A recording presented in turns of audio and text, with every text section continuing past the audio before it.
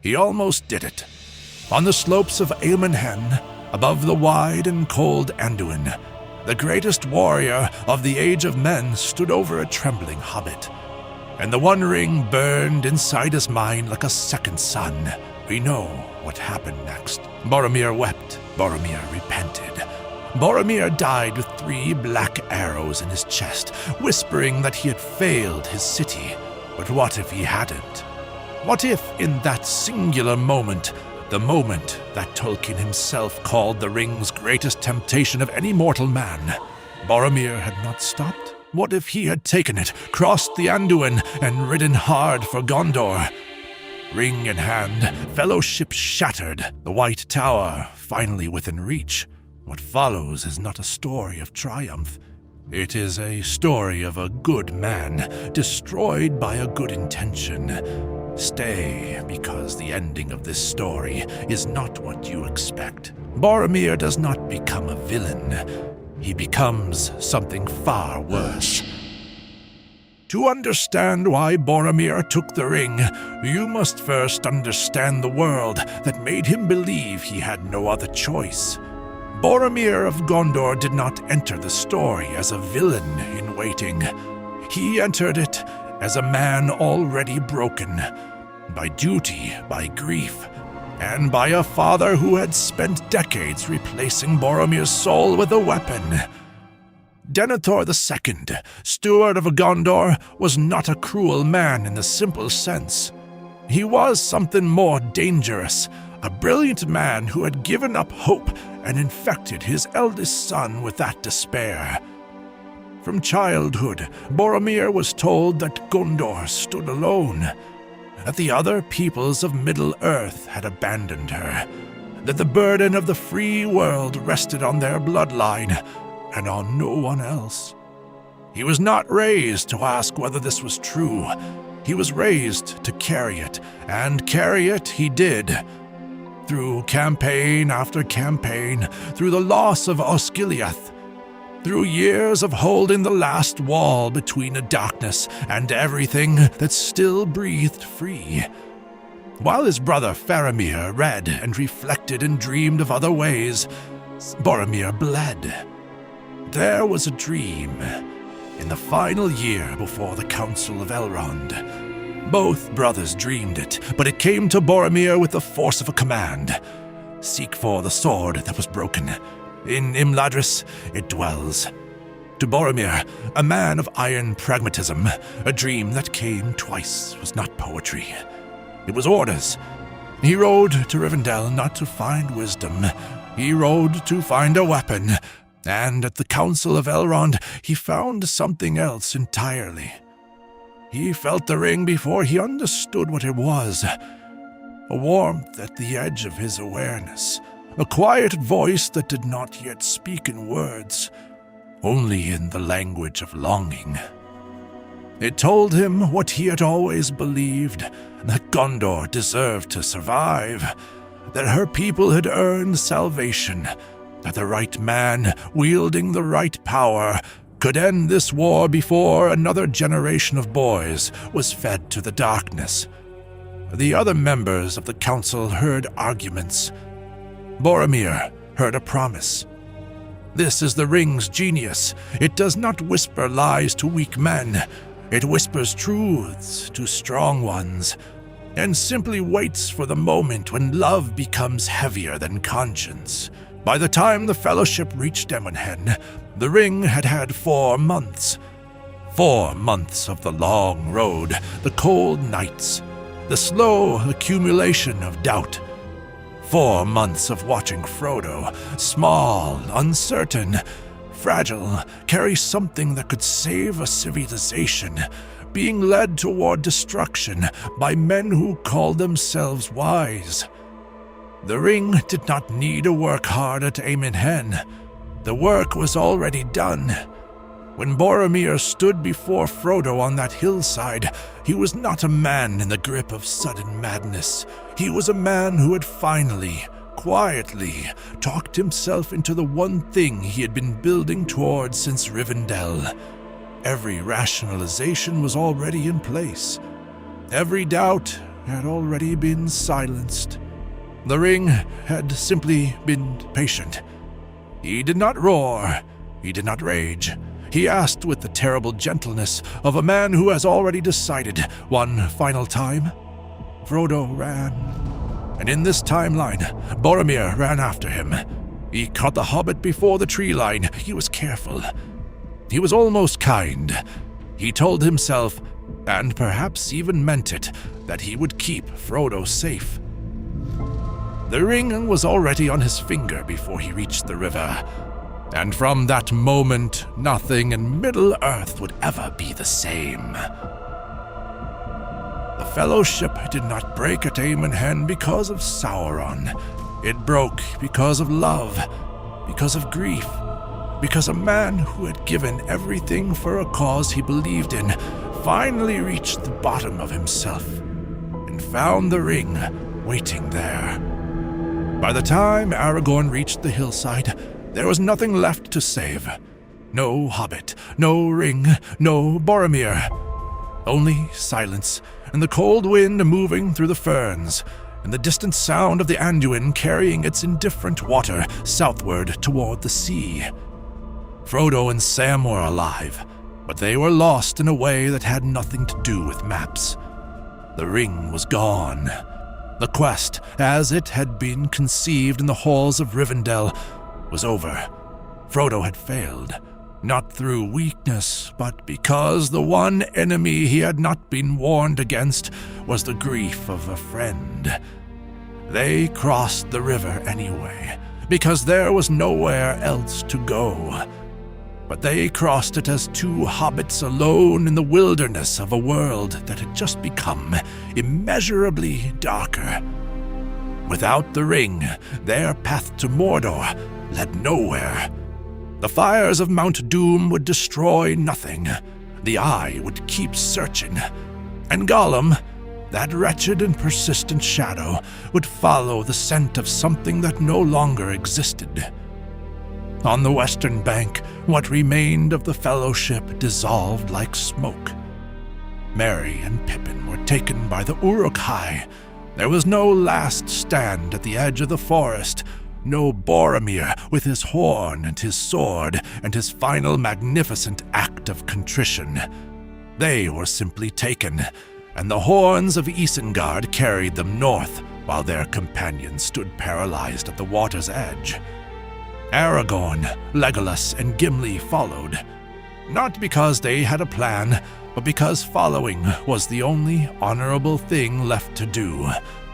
And Aragorn, son of Arathorn, heir to the throne of Gondor, ran through the forests of Emin Muil, knowing that somewhere to the south, a man was carrying his kingdom's last hope toward the very place hope goes to die. He understood, with the cold clarity of a ranger, what the ring would do to Boromir. He understood it, and he ran in the opposite direction, because 3 hobbits could still be saved, and sometimes that is the only mathematics available to a man of conscience. Boromir rode as though the world were on fire behind him. In a sense, it was. He took the hidden paths south through the margins of Rohan, keeping to the high ground, moving only at night in the first days. He told himself this was tactical discipline. It was not. It was the ring, which had already begun to rearrange his instincts, replacing caution born of wisdom with caution born of cunning. These are, on the surface, identical. In their roots, they are nothing alike. The ring spoke to him as he rode, not in voices. Boromir was too proud a man, too grounded a soldier for voices. Instead, it spoke in the language he trusted most: strategy. It presented him with visions of the chessboard of war, and on that board it showed him winning. Every position that had been untenable became suddenly navigable. Every enemy that had seemed insurmountable shrank to a comprehensible obstacle. For a man who had spent years watching Gondor lose ground inch by bloody inch, This feeling was not merely intoxicating, it was indistinguishable from hope. He arrived at the White Tower on a gray morning in early spring. The guards at the gate knew him before he reached the doors. The Horn of Gondor was gone, but Boromir himself was unmistakable, older somehow, leaner, with something in his eyes that none of them had words for. They stood aside. They always stood aside for the Captain General. They would continue to do so long after the man they remembered had ceased to exist inside that armor. Denethor received his son in the high chamber above the city. What passed between them in that room, no record preserves, but we can reason from what came after. Denethor, who had spent his years at the Palantir watching Sauron's power grow, who had surrendered to despair long before his city faced siege. Denethor looked at his son's face and saw something that terrified him. Not because it was monstrous, because it was certain. And Denethor knew from long decades of bitter study that absolute certainty in a world like this one was not wisdom. It was infection. He did not ask to see the ring. Boromir did not offer to show it. Faramir, who had ridden out to meet his brother on the road, said nothing for a long time after their reunion. He embraced him. He looked at him, and then he went to his room and he sat and he thought about the last conversation he had ever had with a ranger from the north, a wanderer named Thorongil, who had once told him that the measure of a great man was not what he was willing to do for those he loved, but what he was willing to refuse. He thought about that for 3 days, and then he went to see his brother. Sauron felt it, not as one feels warmth from a fire or cold from a wind. He felt it the way a composer feels a wrong note in a symphony he himself wrote, as a violation, intimate and intolerable. The ring was in Minas Tirith, not approaching Mount Doom in the trembling hands of a halfling, as his eye had spent long months straining to locate. It was sitting in the White Tower of his oldest enemy, on the finger of a man who believed he could wield it. He might have laughed if such things were possible for what Sauron had become. He accelerated everything.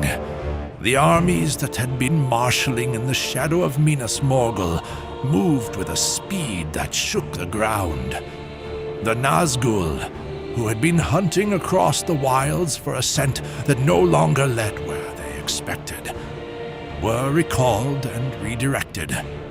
The siege of Minas Tirith, which in another history would come as the culmination of years of careful preparation, came now as a hammer blow, sudden, overwhelming, and deliberately premature. Because Sauron was not afraid of Boromir. He was afraid of what Boromir might accidentally do before the corruption was complete. In the field, for those first terrible days, Boromir was magnificent. He was everything the soldiers of Gondor had ever believed a captain could be, and something beyond it. His presence on the ramparts did not merely inspire, it compelled.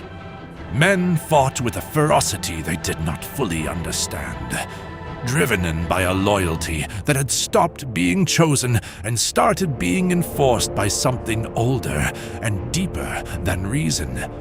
The first assault broke against the walls of Minas Tirith like water against stone, and Boromir stood on the highest parapet in the cold air of morning, looking out over 10,000 retreating shadows, and he felt, for one incandescent, terrible moment, that he had been right all along.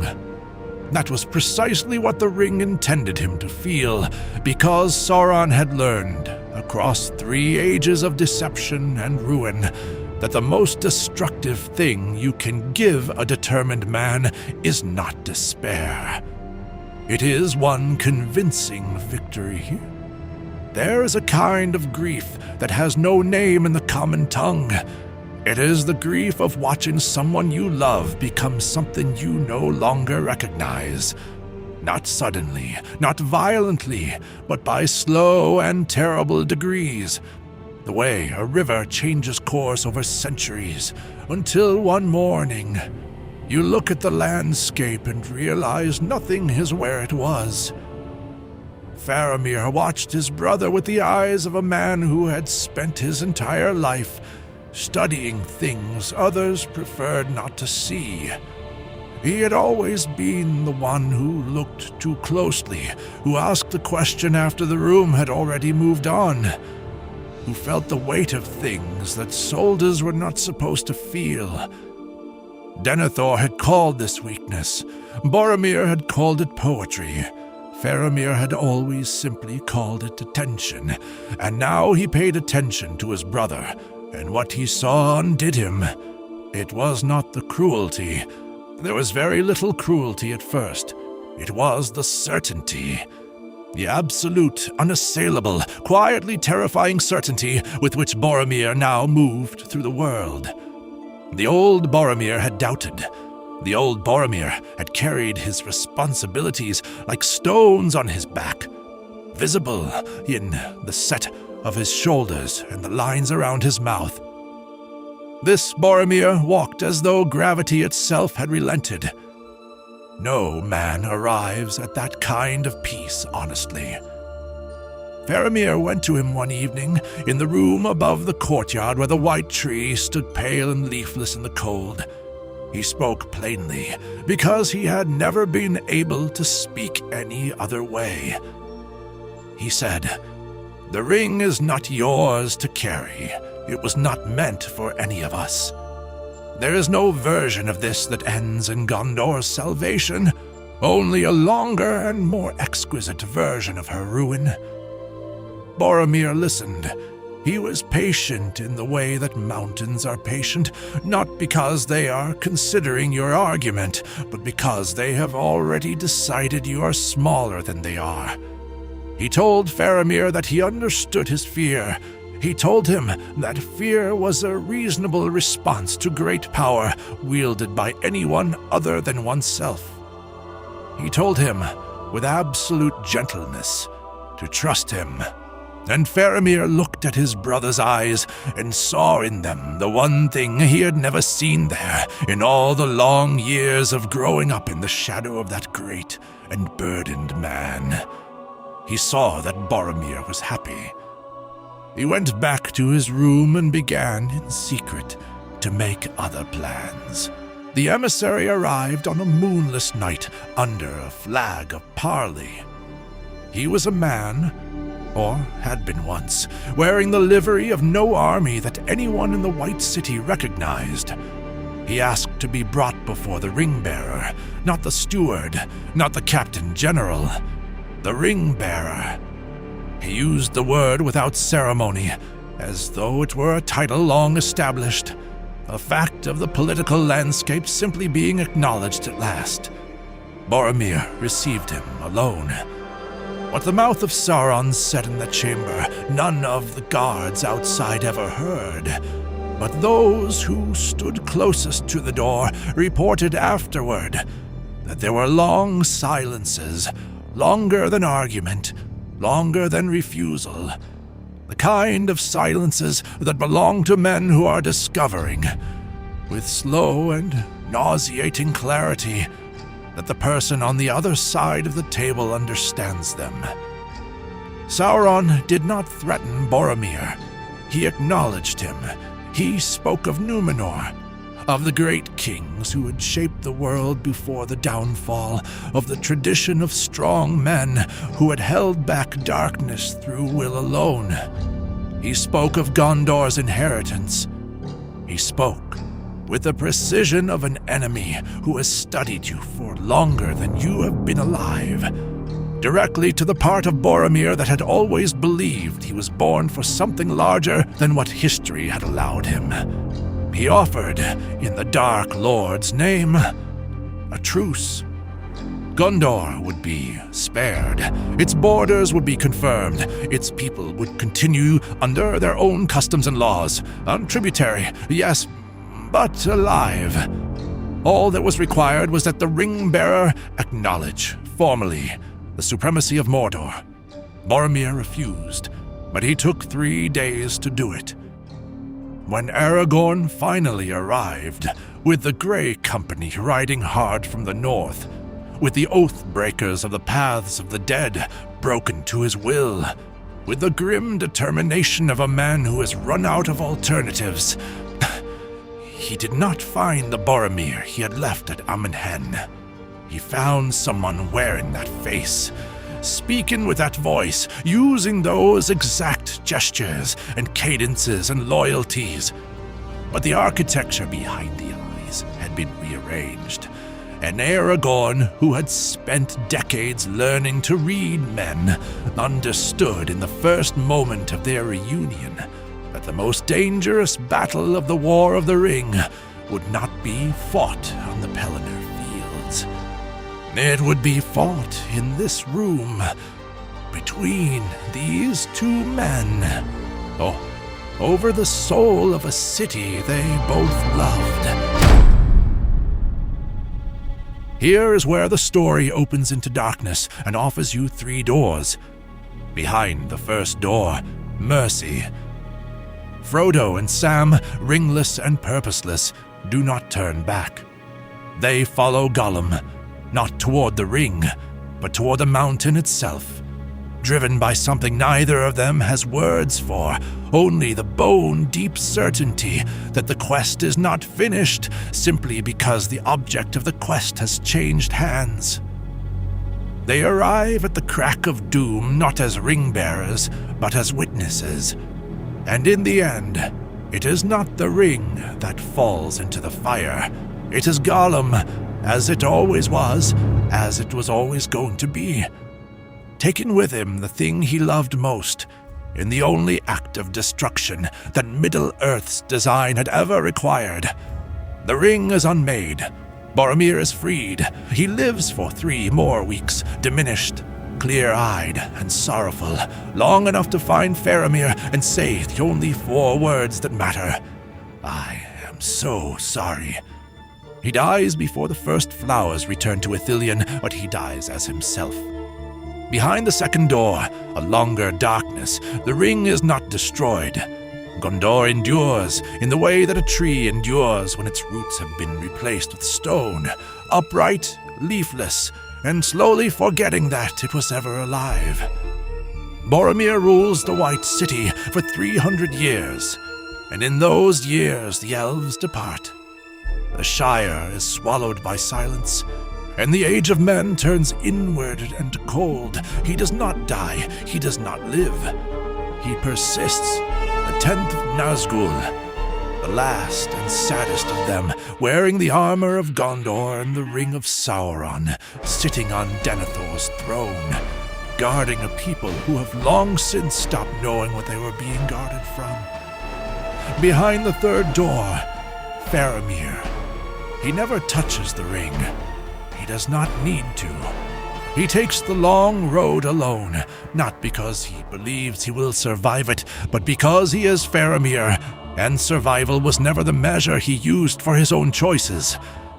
He walks into the fires of Mount Doom as a soldier completing an order that no one issued and no one will remember. The ring dies. Boromir, in a tower above a burning plain, has one final hour of himself. 1 hour of clarity and grief, and an overwhelming love for a brother he was not worthy of. Then he's gone. 3 doors, 3 versions of what mercy looks like when the world has run out of clean options. You will know by the end of this video which one you believe in. And I want you to tell me in the comments, because I think this question will divide this community straight down the middle. Not because it is ambiguous, because it is the question Tolkien asked on every page he ever wrote and never fully answered. can a man be saved after he has already chosen to be lost?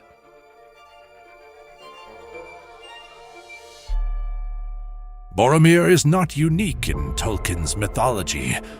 He is a pattern. Feanor loved his creations so desperately that he burned the ships of his own kin to protect them. Turin Turambar carried every tragedy he caused in the name of strength and pride. Ar-Pharazôn sailed his armada to the shores of Valinor in the name of a people's survival. Saruman dismantled his conscience piece by piece and called each piece unnecessary. They were not villains. They were men, and elves of extraordinary gifts who believed with complete sincerity that the rules which applied to lesser beings did not apply to them. Because their love was too great, their cause too urgent, their capability too obvious. Tolkien knew this failure intimately. He called it, in his letters, the corruption of the good through the means of the good. It is perhaps the only corruption that is genuinely tragic, because it begins in a place that deserves our respect. Boromir deserves our respect. He also deserves our honesty. He did not fail because he was weak. He failed because he loved too hard. In a world where love without wisdom is just another word for ruin. Farewell, Aragorn. Go to Minas Tirith and save my people. I have failed. He hadn't yet, but he was going to try.